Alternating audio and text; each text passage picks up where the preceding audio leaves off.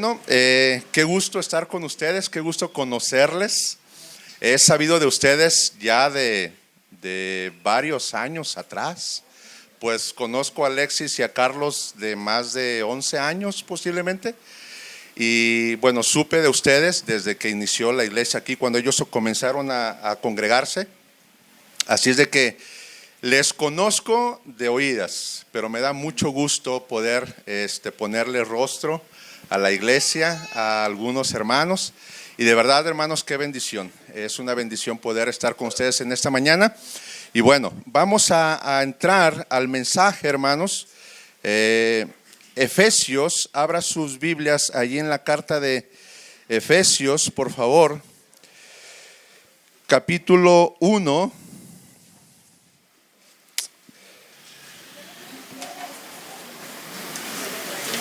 Versículo 15.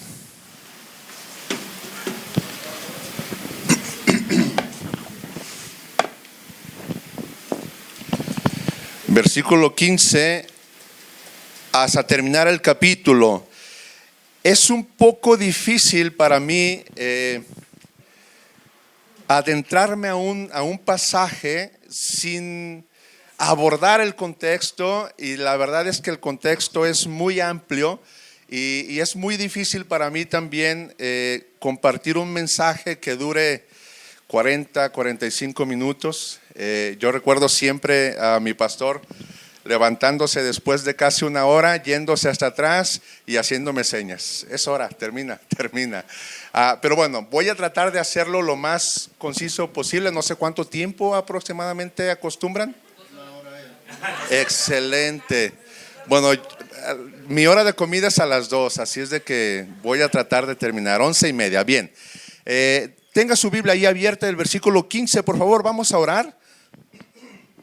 Antes de iniciar, vamos a orar. Señor, muchas gracias, Padre, te doy por este tiempo que tú nos concedes a esta iglesia y, Señor, reunirnos en esta mañana para escuchar tu palabra una vez más. Ya hemos cantado, hemos alabado tu nombre.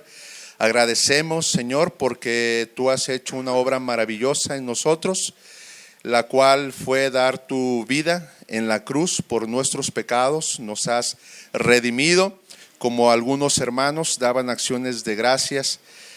Agradecemos, Señor, porque tú no eres como nosotros, tú no eres como ninguno de nosotros, una hermana decía. Y gracias, Dios, por eso. Gracias porque por todo lo contrario a eso, tú nos estás haciendo conforme a ti. Ese es tu propósito, ese es tu deseo.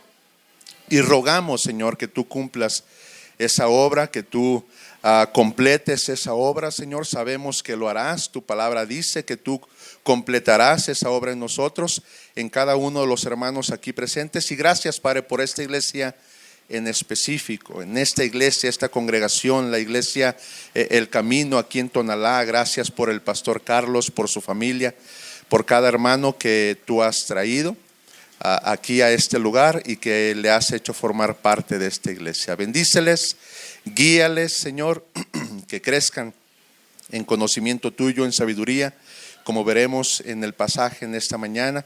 Nuestro deseo es que crezcamos en sabiduría, en conocimiento tuyo, y que comprendamos cuál es la promesa a la que tú nos has llamado, Señor. Agradecemos todo esto en el nombre de tu Hijo amado, Cristo Jesús. Amén. Amén. Bien, hermanos, yo recuerdo hace muchos años, cuando estudiaba teología en la Universidad de Monterrey. En una de las materias, el maestro nos dejó 2 trabajos para poder concluir la materia y poder pasar la materia.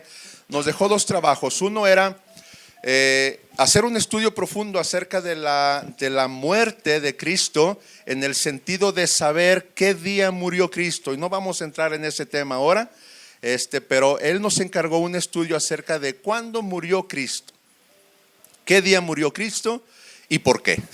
¿No? Hay que justificar por qué. Hoy en día muchos celebran la muerte del Señor Jesucristo en viernes. Bueno, nosotros estudiamos profundamente qué día murió Cristo. No murió en viernes, se los dejo ahí nada más. Ok, El otro trabajo fue cuánto tiempo, cuántos días pasó Noé dentro del arca. Y eso es interesante también. Y hubo muchas conclusiones. Algunos se fueron muy simples, dijeron algunos meses, otros llegaban a los 200 días, otros llegaron a los 300 días, un año. Y bueno, fue muy interesante. Mi conclusión fue que pasó 372 días dentro del arca. ¿Se imaginan eso? 372 días dentro del arca. Ahora, ¿qué implicación tiene eso y qué tiene que ver con nosotros y con nuestro mensaje esta mañana? Alguien dijo que la iglesia es como el arca de Noé. Imagínense pasar 372 días dentro de un edificio con tantos animales allá adentro. No se ofendan, no voy por ahí. El asunto es este. ¿Se imagina usted cómo era el ambiente allí dentro del arca de Noé? Teniendo tantos animales, allí hacían todas sus necesidades los animales. Claro que había un proceso de limpieza de parte de las personas que estaban ahí, tenía que haberlo, pero ¿se imagina el ambiente? El ambiente literal, no la comunión, sino el ambiente, el aire, lo que se respiraba. Alguien dijo, la iglesia es semejante al arca de Noé. Si no fuera por el juicio que hay fuera del arca de Noé, no soportaríamos el ambiente y el aire que hay dentro. Ahora, yo no les conozco, hermanos, yo no conozco los problemas que pueda haber dentro de la iglesia, pero lo que yo quiero centrarme en esta mañana, hermanos, es que nosotros como iglesia tenemos que entender que somos un grupo redimido, salvado, primeramente elegido, conocido, predestinado por Dios para salvación, y que esas semejanzas son mucho más grandes y más valiosas que cualquier diferencia que pueda haber entre nosotros. ¿Cuántos somos aquí ahorita? Rápidamente, 2, 4, 6, 8, 10, 12, 14, 15 personas. Yo estoy seguro que si yo me siento a platicar con cada uno de ustedes, encontraré tantas diferencias entre ustedes, tantas diferencias. Contextos históricos, contextos de familia. Ahorita el hermano me estaba contando que él nació en Oblatos, ahí por donde yo vivo, son sus barrios, y él conoce todo eso. Ese contexto marca un estilo de vida. Lo que yo voy llevando a lo largo de mi vida marca un estilo de vida que es muy distinto al de las demás personas. Pero ¿sabe qué, hermano? En la iglesia tenemos algo en común. Fuimos elegidos, predestinados, justificados, salvados, redimidos por Cristo. Y lo que dice el apóstol Pablo en el pasaje que vamos a estudiar ahora es que esas semejanzas son suficientes para que cualquier otra diferencia sea cubierta.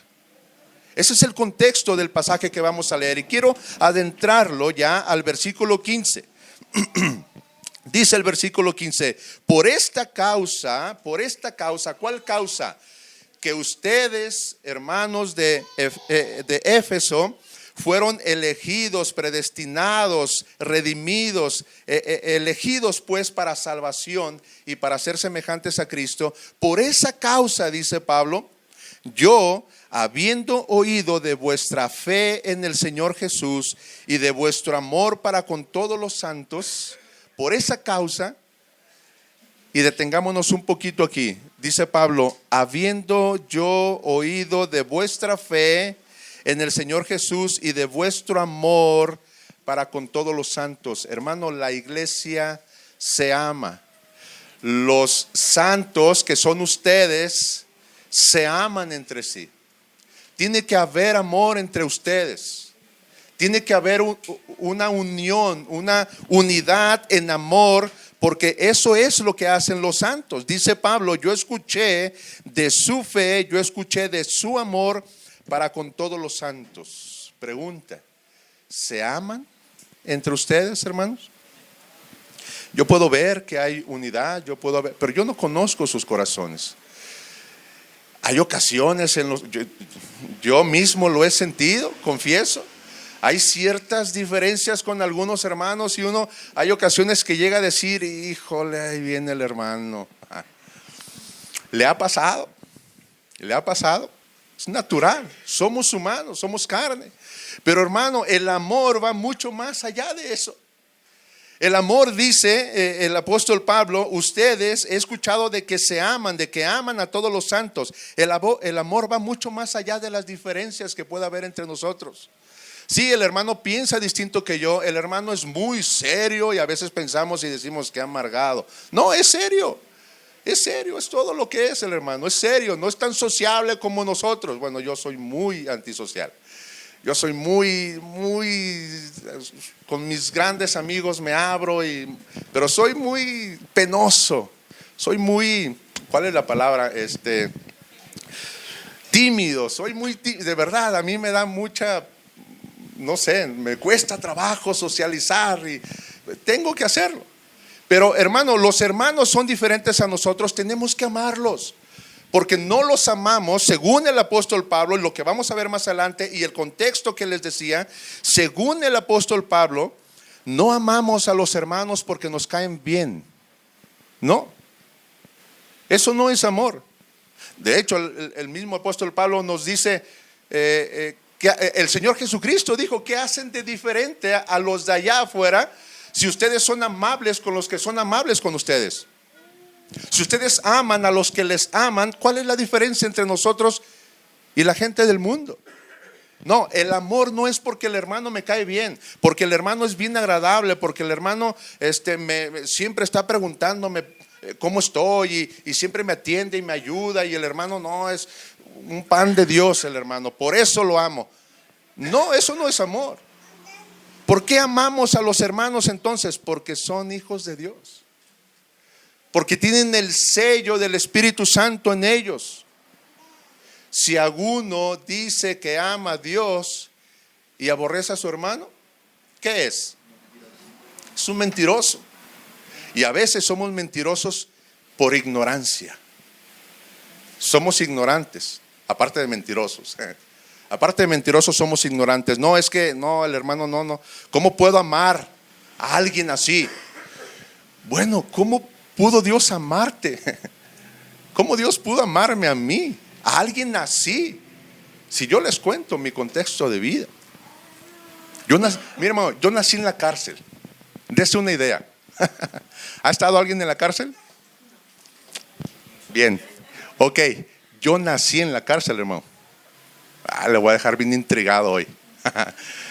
Cristo no murió en viernes. Yo nací en la cárcel. Si algún día nos volvemos a ver, les explicaré el contexto de todo. Hermano, ¿cómo Dios pudo amar a alguien así, como a mí? Ok, ¿cómo Dios pudo amar a alguien como usted?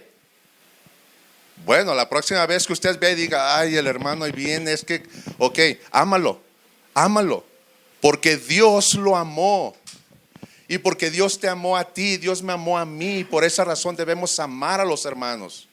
La orden es, el mandato es, ámense unos a otros. En esto conoceréis que sois verdaderamente mis discípulos. ¿En qué? En que se os améis los unos a los otros. Es un esfuerzo, no es un sentimiento. Yo sé que han escuchado mucho eso, hermano. El amor no es un sentimiento. Ay, es que siento bien bonito, estoy enamorado. No, eso no es amor.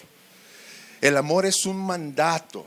El amor es soportar al hermano, sobrellevar las cargas los unos de los otros, orar por el hermano.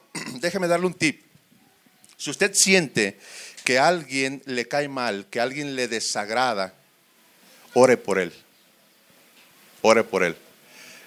Alguien me dijo a mí esto, fíjese, yo quejándome con mi pastor hace muchos años sobre un hermano. Yo le decía, es que, ay, este hermano, y hasta me costaba trabajo llamarle hermano, mire, qué carnal, ¿no? Hasta trabajo me costaba llamarle hermano, porque me caía mal.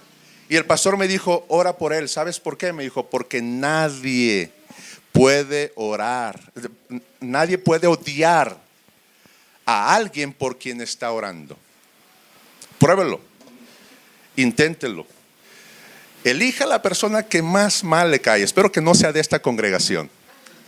Espero que no sea de aquí.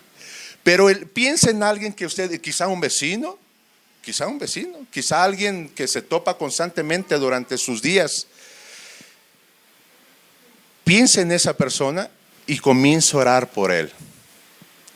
Le aseguro, le garantizo, no yo, la palabra de Dios, que va a dejar de tener ese sentimiento negativo por él.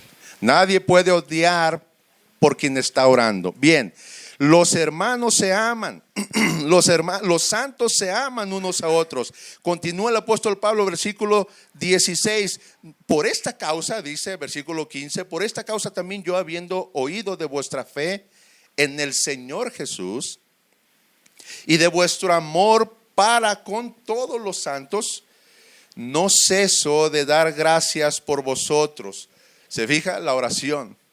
Por esta causa. ¿Por qué? ¿Cuál causa? Porque fueron elegidos, fueron predestinados, fueron llevados al conocimiento de Dios por medio del sacrificio de Cristo en la cruz. Por esa razón, yo no ceso de dar gracias por vosotros.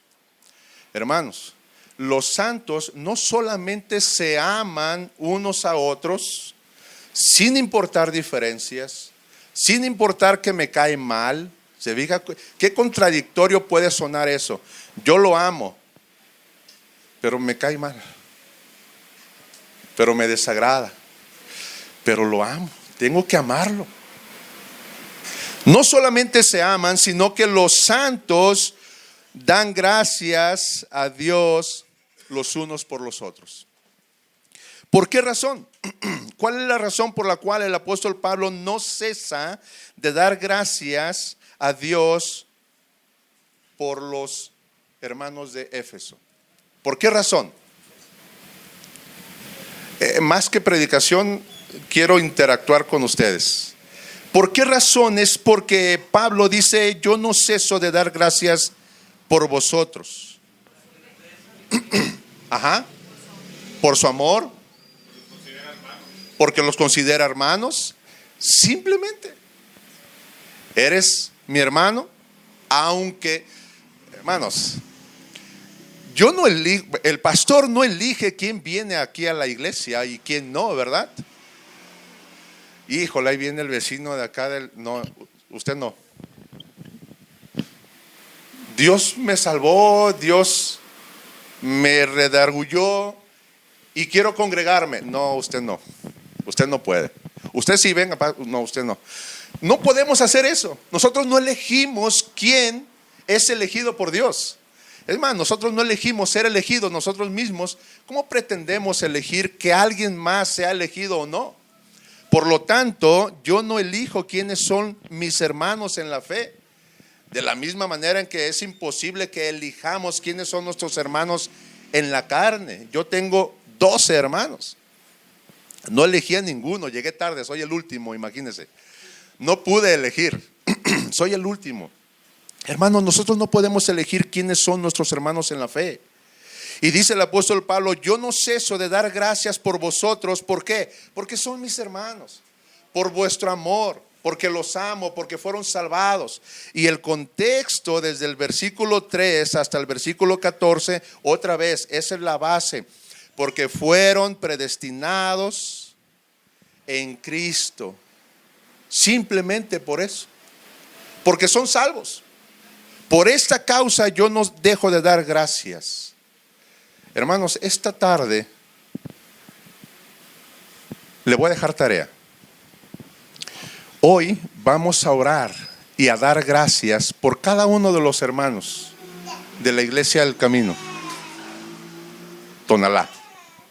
Centrémonos en este pequeño grupo, en esta iglesia específicamente, porque claro, creemos en todos los santos que se congregan y que seguramente a estas horas, a las 11:50 de la mañana, hay miles de hermanos congregados alrededor, millones alrededor del mundo, ¿no? Algunos están dormidos porque es de noche, pero en la otra parte están muy probablemente congregándose en este momento. Pero hermanos, centrémonos en nuestra iglesia, bueno, su iglesia. ¿Qué le parece si esta tarde, esta noche, ya al concluir el día, usted comienza a dar gracias por cada uno de los hermanos de esta congregación? Señor, gracias por el hermano. Gracias porque está ahí, gracias porque le llevaste a la iglesia, gracias porque le salvaste. Gracias porque él asiste a la iglesia y seguramente encontrará más motivos. Gracias porque el hermano pues en alguna ocasión ha hecho algo por mí. Gracias por esa bendición, gracias. Y encontrará más motivos. Si no, simplemente gracias Dios por el hermano, porque está en la iglesia y porque le has salvado. Gracias por eso. Los hermanos oran unos por otros. No ceso de dar gracias por vosotros, haciendo memoria de vosotros en mis oraciones, dice el apóstol Pablo. No les conocía. El apóstol Pablo no conocía a ninguno de los hermanos de la iglesia de Éfeso. Y él lo deja claro desde el versículo, desde la introducción, capítulo 1, versículo 1 en adelante. Y sin embargo, él ora por ellos. ¿Por qué? Porque ha oído de su fe, ha oído de su amor. Versículo 17, oro por ustedes, dice Pablo. ¿Para qué? Ya vimos por qué ora por ellos. Porque son hijos de Dios, porque fueron elegidos por Dios, porque se aman, porque tienen una misma fe. El versículo 15, he oído de vuestra fe en el Señor Jesús y por esa causa oro por ustedes. Pero ¿para qué? ¿Para qué ora el apóstol Pablo? Versículo 17, para que el Dios de nuestro Señor Jesucristo, el Padre de gloria, os dé espíritu de sabiduría. Y le vamos a detener ahí. Les dé espíritu de sabiduría. Qué interesante que la oración del apóstol Pablo para los hermanos es esta: yo oro para que el Padre de gloria os dé espíritu de sabiduría. Escuchaba un pastor decir: no encontramos al apóstol Pablo en ninguna de sus cartas orando de una forma tal como: Señor, mira que el hermano Tito se quedó sin trabajo y yo te pido que le proveas porque no tiene para la comida y la semana está complicada, va a pagar la renta. No encontramos ninguna oración del apóstol Pablo de esa forma. Te ruego por Timoteo, mira que lo dejé pastoreando en la iglesia y provéele sus necesidades para que pues el joven no se desanime, darle un buen trabajo. No oramos de esa manera. ¿Por qué razón? Porque claro, es importante orar por las necesidades físicas, materiales, económicas, por un trabajo, por supuesto, por salud. Pero ¿qué son esas cosas, hermano? Según la Escritura, esas peticiones entran en una categoría. Son añadidura, hermanos. Son añadidura. Es decir, no necesitamos orar por eso, no necesitamos buscar esas cosas. El Señor Jesucristo, Mateo capítulo 5 dice: no se preocupen, no se afanen por el día de mañana, qué habéis de comer, qué habéis de vestir. No se afanen. Los gentiles, los inconversos se preocupan de esas cosas. Ustedes no. Ustedes busquen ¿qué? El reino de Dios y su justicia, y todas esas cosas serán añadidas. Añadidura, resultado, consecuencia. Yo busco la gloria de Dios, yo busco el reino de Dios, yo busco agradar a Dios, servir a Dios, y esas cosas vendrán por añadidura. Y si no, porque puede pasar, hermano, puede pasar. Me encanta a mí cuando hablamos acerca de la fe. De hecho, hace unos días tuve por allí una conversación con un hermano y él decía: la fe no es creer que Dios puede hacer las cosas, la fe es creer que Dios las hará. Y yo le dije: no, hermano, estás equivocado. Eso no es la fe. La fe es precisamente al revés.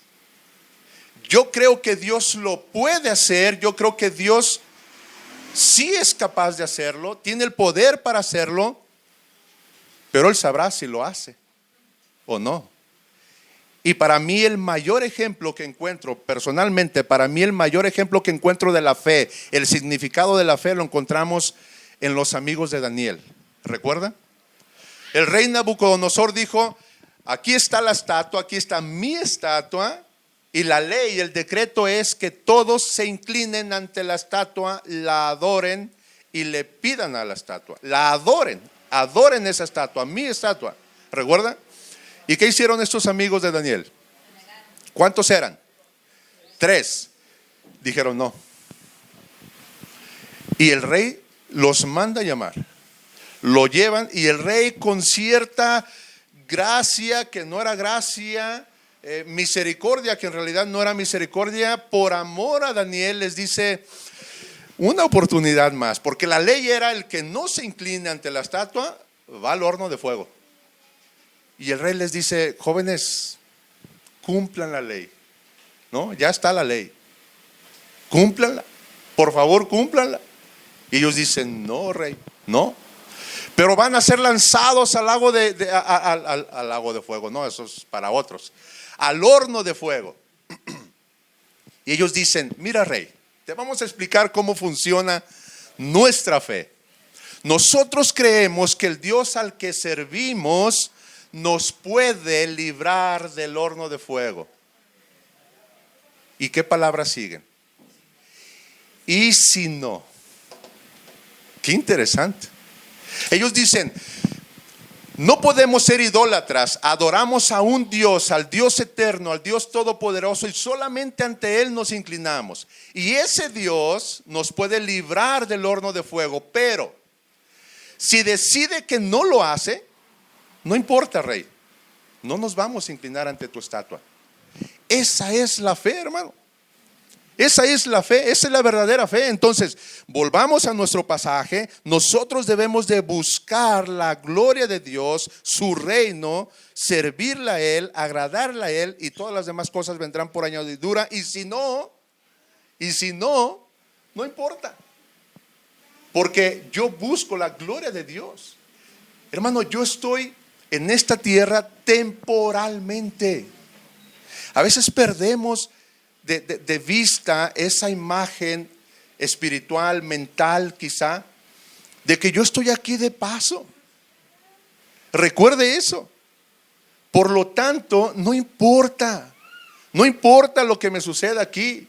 Yo debo de buscar la gloria de Dios, y como dice el apóstol Pablo, yo oro para que el Dios de nuestro Señor Jesucristo, el Padre de gloria, de toda gloria, la única gloria, el Padre de gloria, les dé espíritu de sabiduría. ¿Qué significa espíritu de sabiduría? Oh, Dios me va a dar espíritu de sabiduría y todo lo voy a saber. ¿Eso es sabiduría? Me encanta cómo el apóstol Pablo dice: mi oración, mi principal oración es que Dios les dé espíritu de sabiduría. Vamos a averiguar qué significa eso. Primero, ¿qué es sabiduría? Ya se fue a la raíz y terminamos. ¿Qué es sabiduría? Bueno, podríamos describir de muchas formas la sabiduría, ¿no? Pero vamos a la raíz. Temor a Jehová. Nadie puede tener sabiduría, hermanos, si no teme a Dios. El temor a Dios es el principio de la sabiduría.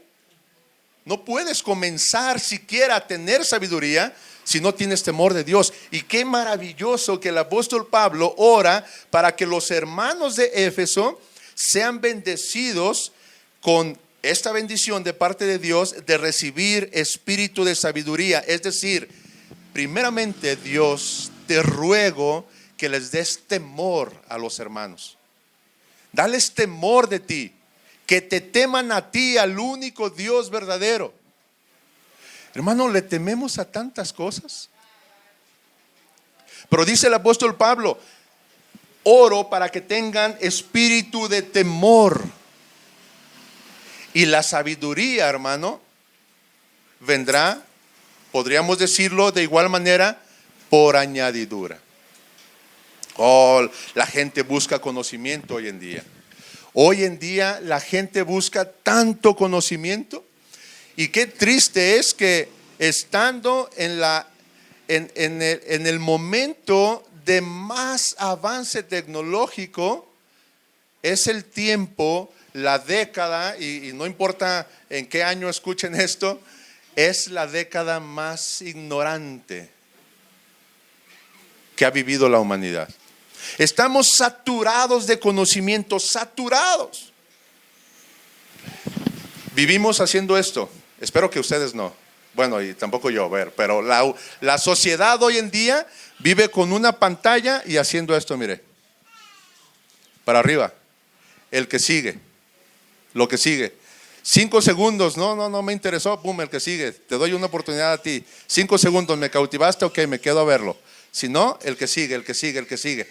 Y estamos tan saturados de tanta basura en nuestra mente.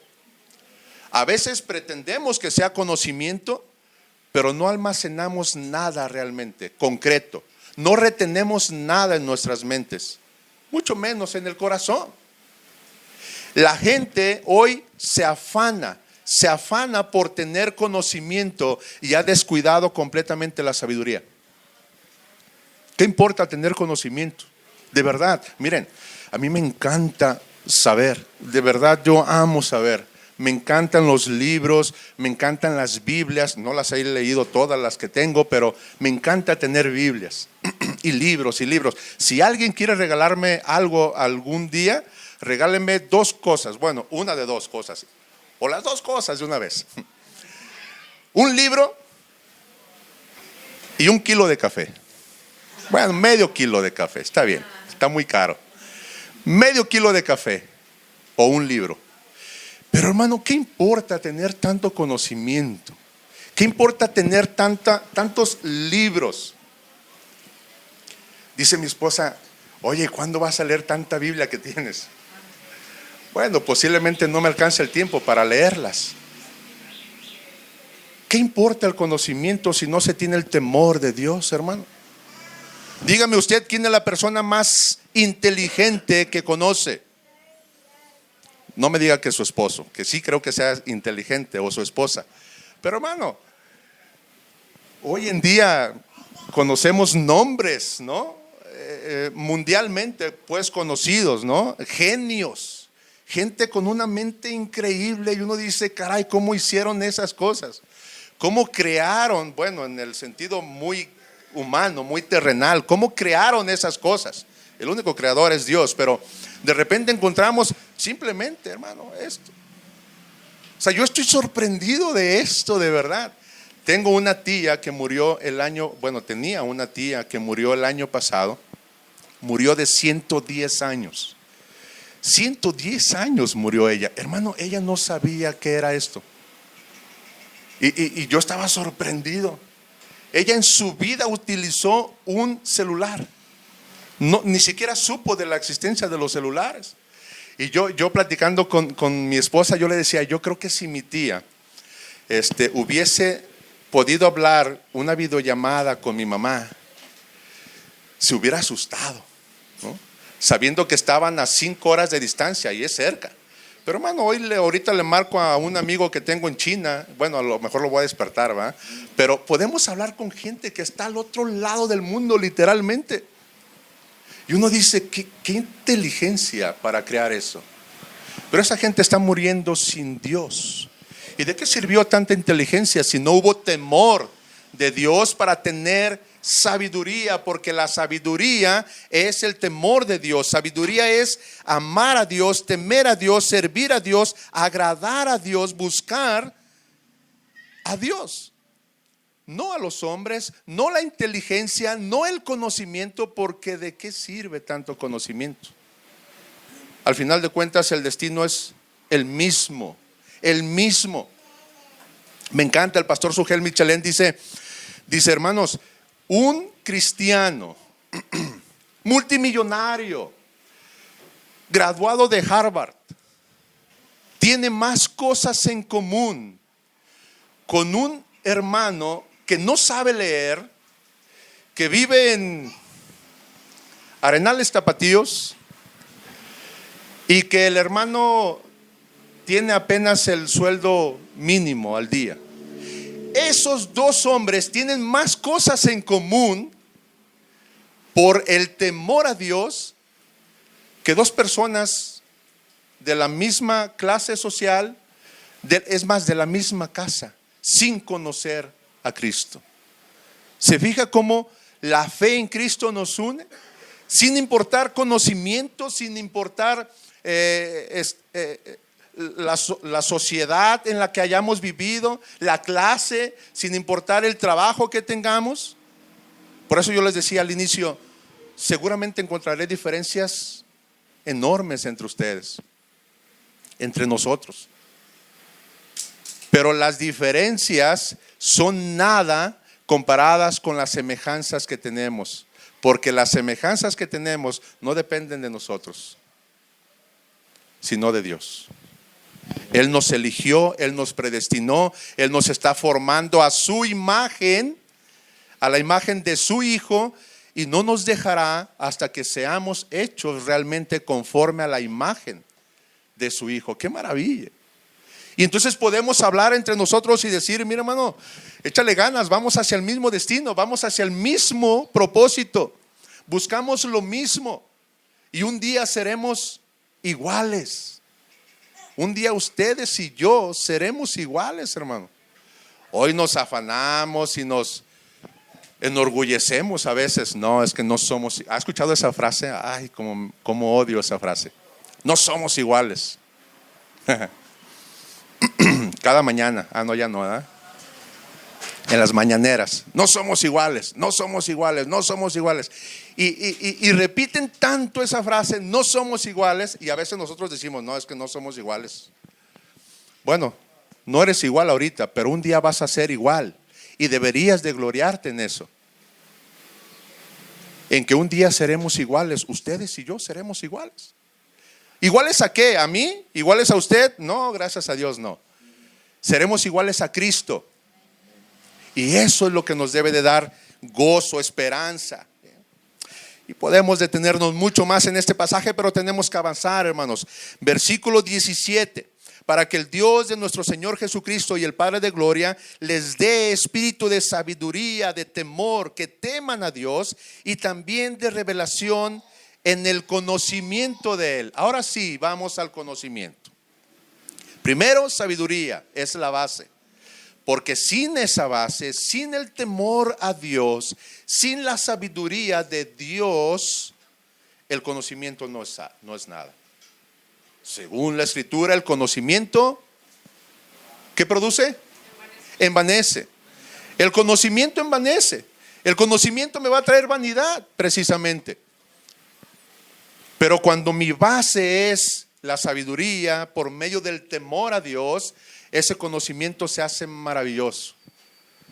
Y tenemos que tener conocimiento. Tenemos que adquirir conocimiento porque es parte de la oración del apóstol Pablo.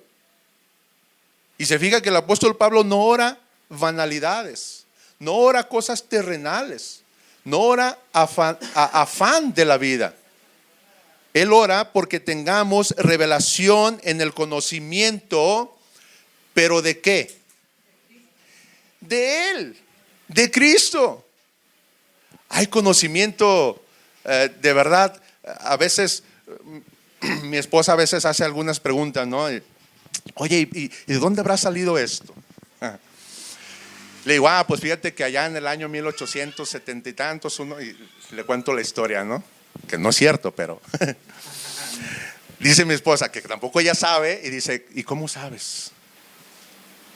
Y yo digo, no lo sé, pero si lo supiera sería conocimiento vano. ¿De qué me sirve quién inventó, no sé, la bocina, ¿no? ¿Quién inventó el celular? Y uno nos asombramos de ese conocimiento, pero ¿de qué me sirve? El conocimiento que importa es el conocimiento de Cristo, el conocimiento de Dios. Porque ese conocimiento, ¿qué me va a traer a la vida, hermanos? ¿Para qué estamos aquí? ¿Para qué fuimos salvos? ¿Para qué fuimos salvos? ¿Perdón? Para la gloria de Dios. Y precisamente los versículos anteriores a nuestro pasaje que estamos estudiando, el apóstol Pablo dice, para alabanza de su gloria. Hermano, fuimos salvos para alabanza de la gloria de Dios. Para alabanza, versículos más atrás, dice, de su gracia, para enaltecer su gracia. Como Dios, siendo santo, santo, santo, cantamos un himno ahorita, un canto, y repetimos, santo, santo, santo. ¿Cómo es posible que un Dios siendo santo, santo, santo, interesante que es el único atributo de Dios que la misma escritura repite en la trilogía, santo, santo, santo? No dice la Biblia que Dios es omnipotente, omnipotente, omnipotente, que Dios es omnisciente, omnisciente, omnisciente. La Biblia dice que Dios es santo, santo, santo. Significa, la palabra santo es diferente. Eso es lo que significa. Es diferente. Pero es diferente, diferente, diferente. Es tan diferente Dios a nosotros, tan apartado, tan alejado, tan separado de nosotros, que cómo es posible que un Dios así haya salvado a un ser así. Entonces el conocimiento de Él me sirve para agradar a un Dios santo, santo, santo. ¿Qué demanda Dios de mí? ¿Qué pide Dios de mí? ¿Qué espera Dios de mí? ¿Qué desea Dios de mí? Santidad. Y el conocimiento de Dios me va a llevar a esa conclusión. Y ahora ya sé yo que Dios pide de mí santidad. Sed santos, ¿por qué? Porque yo soy santo, dice Dios. Sed santos porque yo soy santo. No hay otra razón. Nosotros a veces nos comportamos como los niños. Mi hijo tiene 3 años. Ya, bueno, desde que empezó a hablar, comenzó con la etapa del por qué. Y a veces nosotros somos como niños en la vida espiritual. ¿Por qué? ¿Por qué? Oye, hermano, mira que ten cuidado. ¿Por qué? Hermano, esto que estás haciendo, mira, ¿por qué? ¿Por qué? ¿Por qué? ¿Por qué? Queremos una razón para todo. Dice Dios, sed santos porque yo soy santo. Punto. No hay más. No busques más. Y conocer a Dios es entender, primero, que yo debo de ser santo porque Dios es santo, pero ¿estoy siendo santo? A veces yo he llegado a pensar de que, bueno, estoy llevando una vida bien, ¿no? Soy humano, luego la justificación, soy humano, todos cometemos errores, pues no puedo ser realmente un santo con el circulito aquí arriba. Pero el conocimiento no solamente me lleva a entender que debo de ser santo porque Dios es santo, sino qué significa ser santo. Y entonces comienzo a conocer a Dios más y más y más. ¿Quién de ustedes conoce a Dios? Yo no me atrevería a decir que le conozco. Si acaso podría decir que le estoy conociendo. Y de revelación, dice el apóstol Pablo, en el conocimiento de Él, de Dios, de Cristo, alumbrando los ojos de vuestro entendimiento. Entiendan, dice el apóstol Pablo. Hermanos, tienen que entender, por favor, entiendan que Dios es santo y que ustedes deben de ser santos. Entendimiento.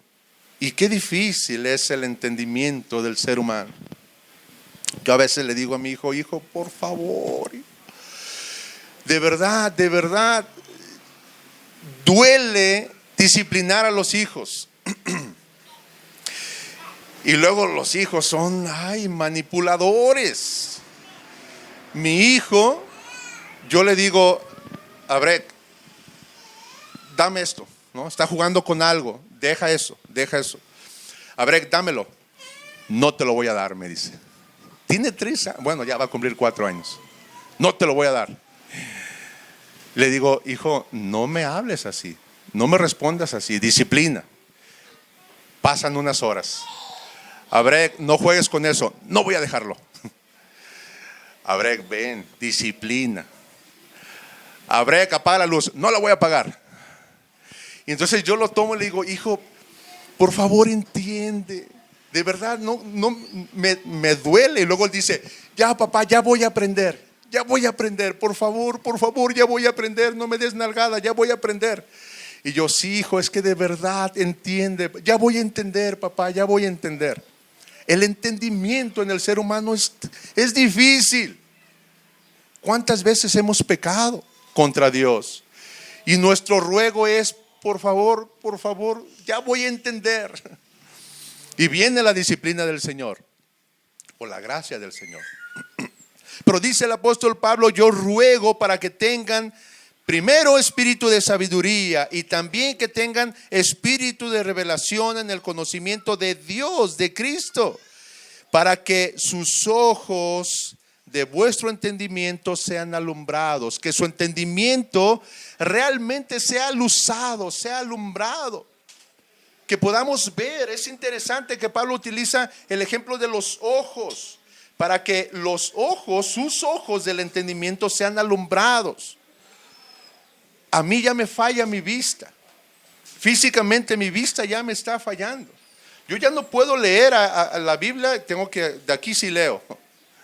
De aquí ya no puedo leer bien, ya veo borroso. Y la semana pasada me hicieron el estudio de los ojos. Y estoy asombrado cómo el oftalmólogo me pone un lente y me dice, vamos a probar varios lentes y usted me dice con cuál ve mejor. Y me pone un lente y caray, es como si de verdad hubieran prendido la luz. Le digo, me dice, no, espérate, es el primero. Y me pone otro y, no hombre, le digo, no, échale todos y ahorita te digo cuál. Y hermano, la vista se aclara. Y uno dice, no puedo creerlo. No puedo creer que haya vivido viendo mal. A eso se refiere el apóstol Pablo. Que los ojos de su entendimiento sean alumbrados, que se prenda la luz. Esa es mi oración para ustedes. Para que sepáis cuál es la esperanza a que Él, Cristo, los ha llamado. Hermano, tenemos que entender que la esperanza a la que fuimos llamados es una esperanza de vida eterna. Tenemos vida eterna. Por eso les decía hace un momentito, hermanos, estamos de paso en esta tierra. Vamos de paso. ¿Cuál es el problema? ¿Cuántos años tiene la persona más grande de aquí? Con todo respeto.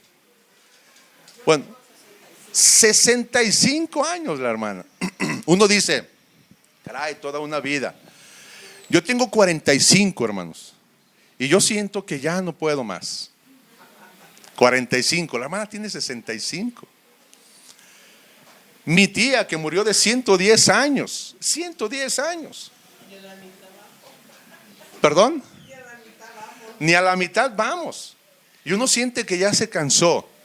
Pero hermano, tenemos una eternidad por delante. Una eternidad. Estos 110 años posibles en la tierra, hermano, no son nada. El apóstol Pablo decía, para mí el vivir significa Cristo, pero el morir es ganancia. Y todo lo que sea ganancia, bienvenido. El ser humano busca ganancia, ¿no? El problema es que busca ganancia terrenal, material, económica, beneficio siempre aquí en la tierra. Pero dice Pablo, si yo muero, ya es ganancia, ya gané. Hermano, que ese entendimiento es el que quiere Pablo que nosotros adquiramos por medio del espíritu de revelación. Y por esa causa ora el apóstol Pablo por los efesios. Yo oro, yo ruego que los hermanos entiendan que son llamados a una esperanza eterna. Miren, nos vamos cientos de años, miles de años atrás, y nos encontramos a esos tres jóvenes diciendo, jóvenes hermano, de verdad jóvenes, no me atrevo a decir, no, desconozco si se sabe la edad de ellos, pero eran jóvenes. Yo no creo que hayan pasado de, no sé, 20 años, me estoy aventurando, pero jóvenes diciendo, ok, si nos tienes que echar al horno de fuego, adelante. nos va mejor. Eso es lo que estaban diciendo ellos. ¿Por qué? Porque ellos tenían este conocimiento de que habían sido llamados a una esperanza eterna con Cristo. Así es de que, hermano, la próxima vez que usted se sienta afligido a tal punto de decir, me voy a morir, porque pasa. Mi suegro se enfermó esta semana, tiene toda una semana enfermo, se intoxicó y tiene problemas intestinales. Pero hace tres noches atrás, él se sentía tan mal que le decía a mi suegra, me voy a morir. De verdad siento que me voy a morir. Ya no salgo, me voy a morir del dolor que tenía. Si nos llegase a pasar algo semejante, hermano, debemos de pensar, ok, es doloroso, es triste, pero me espera algo mejor. Hermano, de verdad que ese sentimiento pudiéramos hacerlo nuestro y que no solamente sea un mensaje expresado como algo romántico y que romanticemos la vida cristiana. No, no es romanticismo. Hermano, es real. Que pudiéramos tener ese sentimiento, no importa. No importa lo que me pase, no importa lo que yo pueda temer. No, es más, como dice la misma escritura, no importa lo que pueda hacerme el hombre. Tengo una esperanza eterna. ¿Qué importa? ¿Qué importa si muero? ¿Qué es lo peor que le puede pasar, hermano, a usted en esta vida? ¿Qué es lo peor? Piense, ¿qué es lo peor? Morir sin Cristo, claro. Pero humanamente hablando, simplemente morir. Lo peor que me puede pasar es que me maten, que me atropellen y me muera, que me enferme y me muera. Siempre lo peor termina en la muerte. Pero confiad, dijo el Señor Jesucristo, yo he vencido la muerte. Hermano, esa es la esperanza a la que fuimos llamados. Y avancemos, avancemos más. Versículo 19. Y cuál, para que entendáis, versículo 18, para que sepáis cuál es la esperanza a que Él, Cristo, los ha llamado, y cuáles las riquezas de la gloria de su eminente grandeza de su poder para con nosotros los que creemos. Su eminente grandeza de su poder. Eminente y grandeza son cosas casi sinónimos, pero el apóstol Pablo dice su grandísima, eso significa eminente, su muy alta, su superior grandeza de su poder en nosotros, para con nosotros. Tenemos que entender la grandeza maravillosa, superioridad del poder de Dios para con nosotros. Hermano, ese poder que creó las galaxias y que nadie puede decir el número de las galaxias, porque aparte alguien dijo, el universo es un universo en crecimiento, es decir, sigue creciendo el universo. Y encontramos que hay miles de galaxias. Y tan solo en una sola galaxia está nuestro sistema solar, y hay muchos sistemas dentro de esa galaxia, y en uno de esos sistemas está nuestro planeta. El tamaño del universo se mide en miles, fíjese, de millones de años luz. O sea, nuestra mente no nos alcanza para explicar eso. Pero hermano, el poder que creó ese universo es el poder que está no al servicio, pero sí al cuidado de ustedes y de mí. Ese poder, hermano, ¿lo cree? ¿O es algo también nuevamente de bueno, pues sí, la Biblia lo dice, pero pues yo que ando batallando con las necesidades económicas? Y se fija cómo nuestra mente siempre aterriza a lo terrenal sin pensar en lo eterno. Bueno, sí, lo espiritual y todo, pero Un día estaré con Dios por la eternidad, pero pues ahorita estoy aquí.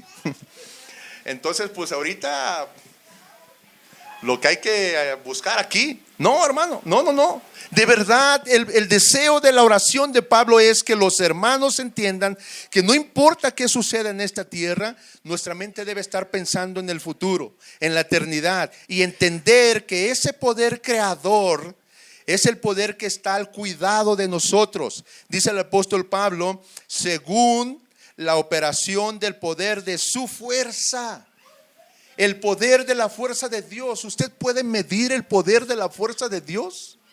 No.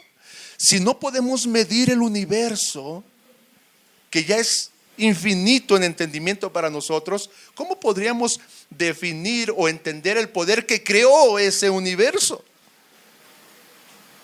Según la operación del poder de su fuerza, la cual operó en Cristo, y llegamos al centro y la base de nuestro tema y propósito esta mañana.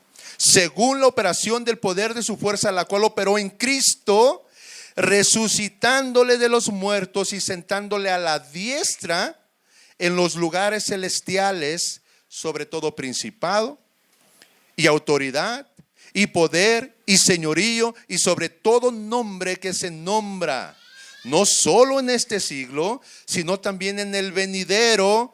Y sometió todas las cosas bajo sus pies, los pies de Cristo, y lo dio a Cristo por cabeza sobre todas las cosas, a la iglesia, a esta iglesia. La cabeza es Cristo, la cual es su cuerpo, el cuerpo de Cristo, y la plenitud de aquel que todo lo llena en todo. Y todo es todo.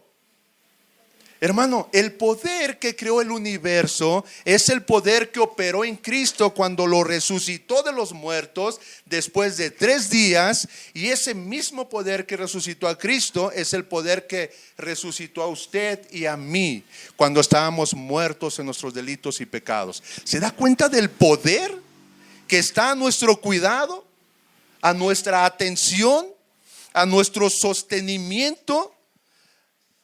A que permanezcamos. Ese poder que está a nuestro favor, no solamente está a nuestro favor, sino que está en nosotros. ¿Cuál es el poder que resucitó a Cristo? ¿Por medio de quién resucitó Dios a Cristo? Por medio del Espíritu Santo. Y el Espíritu Santo está en usted, hermano, está en mí. Entonces, ese poder creador del universo, ese poder que resucitó a Cristo, está en mí. Fuimos sellados con el Espíritu Santo, según leímos en el pasaje. Y ese poder está en mí, no para que ande tumbando gente con mi saco, que no lo traje porque hace mucho calor, o soplando y la gente cae. No, ese poder está en mí para asegurarme de que yo llegaré a la gloria eterna, no por mis obras, no por mis méritos, sino por el poder creador, el poder resucitador, el cual levantó a Cristo de los muertos y que me ha levantado a mí estando muerto en mis delitos y mis pecados. Es ese poder el que está en usted, hermano, y que está en mí. ¿Cómo no habríamos de darle gracias? Alexis decía, gracias a Dios, porque hoy celebramos de alguna forma la resurrección del Señor Jesucristo. Y eso lo es todo, hermano. Ella decía, si no fuera por eso, no estaríamos aquí. Y entonces todo lo que encierra el pasaje que hemos estudiado y el contexto desde el versículo 3, los primeros 2 versículos son la introducción de Pablo, la presentación de Pablo. Desde el versículo 3 hasta el versículo 23 del capítulo 1, todo lo que enseña el apóstol Pablo es gracias a la resurrección del Señor Jesucristo. Porque ese poder, dice él, que resucitó a Cristo, que crea el universo, ese poder creador y resucitador, lo depositó en su iglesia. Ustedes son la iglesia de Cristo. Son el cuerpo de Cristo. Ese poder está depositado en ustedes, en mí, en la iglesia de Cristo, dice, la cual es su cuerpo, y es la plenitud de aquel que todo lo llena.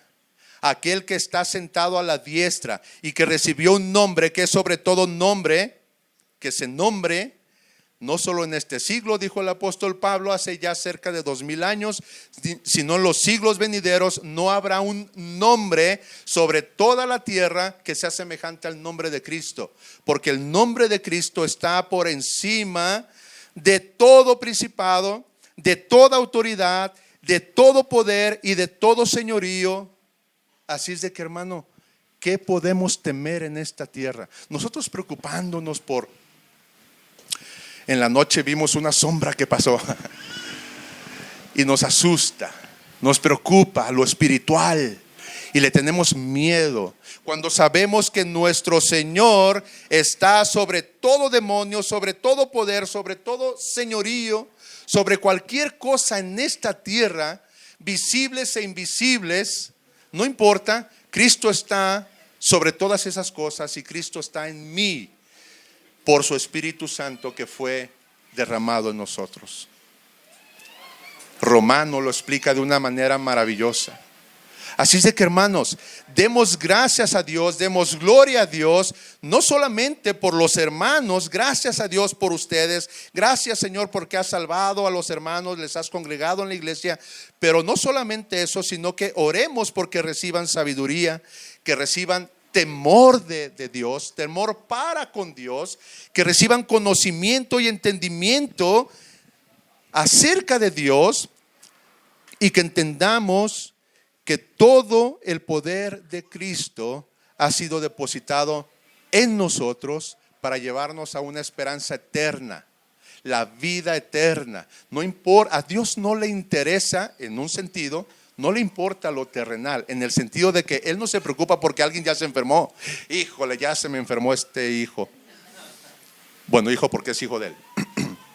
Ya se enfermó mi hijo Leonardo, ¿no? Yo les hablaba ahorita de mi suegro. Híjole, ya se enfermó. No, pero también este se enfermó. No, pero este tiene cáncer y este tiene una gripa. Entonces, ¿cómo podemos imaginar a Dios pensando de esa forma? Dios controla todo, según termina el pasaje diciendo todo está bajo su control. Entonces Dios ya determinó que esta enfermedad va a llegar a mí porque no importa qué suceda, cuando yo muera estaré viviendo con Cristo. Y esa es la esperanza que Pablo desea que tengamos presente en nuestra mente y en nuestro corazón, hermanos. Por favor, igual que el apóstol Pablo, oremos unos por otros y roguemos, Señor, abre el entendimiento de nuestros ojos, de los ojos de los hermanos. Danos esa esperanza viva, esa paz que sobrepasa todo entendimiento, esa paz que el mundo no entiende, esa paz que no la da el mundo, esa paz que solamente tú das, esa esperanza eterna, esa confianza en ti, esa fe de que tú puedes hacerlo y si no lo haces no importa porque algo es seguro. Él sí va a hacer algo. Nos va a completar a la imagen de Cristo y estaremos por la eternidad con Él. Alguien decía, un pastor decía, lo más hermoso en el cielo, ¿sabe cuál es qué será lo más hermoso en el cielo? Con todo lo que sabemos del cielo, que puede ser mucho, puede ser poco, según las escrituras, ¿qué es lo más hermoso que habrá en el cielo? Cristo.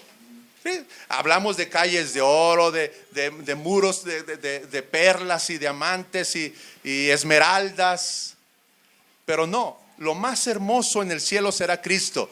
Y este pastor decía, y lo segundo más hermoso es que nosotros seremos igual a Él, porque ese es el propósito de Dios, de Cristo, conformarnos a la imagen de su Hijo.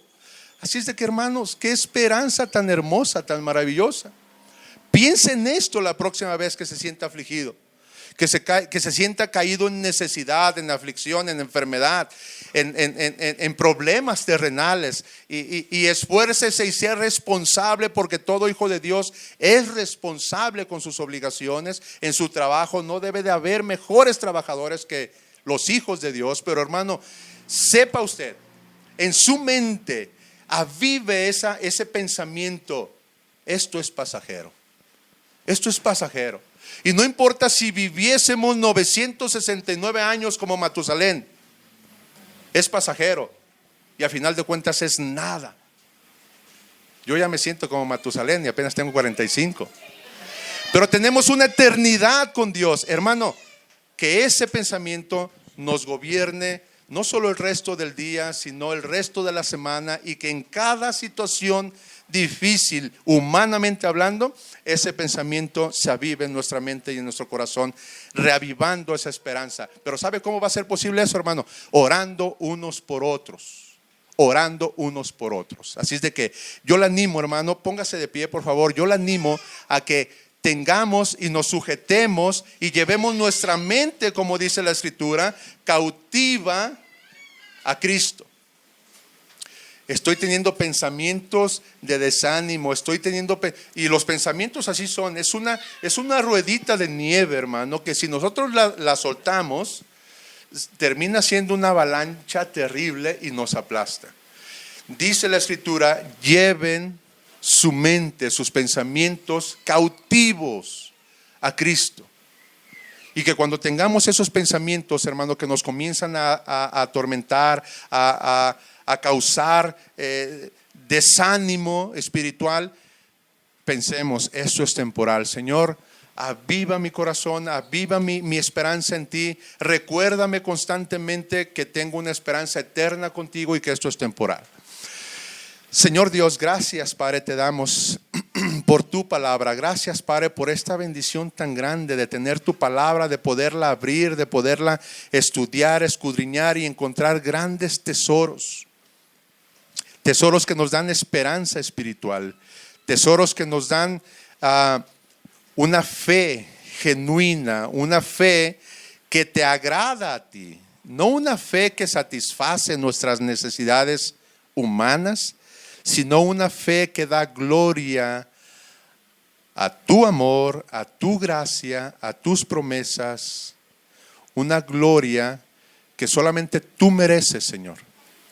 Que nuestra vida sea una vida que crezca en temor hacia ti y que sea una vida que crezca en conocimiento de ti. Yo te doy gracias por esta iglesia que pudiera parecer pequeña en número, pero que puede ser grande en un conocimiento, en un temor, en un amor para contigo y para con los santos. Por favor, Señor, sigue bendiciendo, sigue haciendo crecer esta iglesia. Eres tú quien añade a las personas que han de ser salvas, pero yo te ruego, Señor, que crezcan en esperanza, en conocimiento, en amor unos con otros, y que tu gloria sea exaltada en este grupo, que tu gloria sea exaltada a través de las vidas de cada uno de ellos, a través de la vida del pastor, de su familia, de sus hijos, de su esposa. Y yo te ruego, Señor, porque tú tengas gracia y misericordia. Y una vez más, gracias por estos hermanos. Gracias porque tú les has salvado, porque tú les has traído a este lugar, has dado esperanza a sus vidas. Sin duda cada uno de ellos tendrá una lista enorme de gratitud para contigo. Cada día tus misericordias son nuevas, cada día somos perdonados una y otra vez, cada día somos librados de tantos peligros, cada día somos suplidos de tantas necesidades. Señor, nuestra gratitud sin duda sería infinita y tendremos una eternidad para estar agradeciéndote por todo lo que hiciste por esta tu iglesia. Bendice el resto del día, Señor, guarda nuestra mente, nuestro corazón, que tengamos una buena tarde, que podamos tener una buena tarde y que siempre esté en nuestras mentes que fuimos hechos para alabanza de tu gloria. Por tu Hijo amado, Cristo Jesús, te pedimos todo esto y agradecemos. Amén.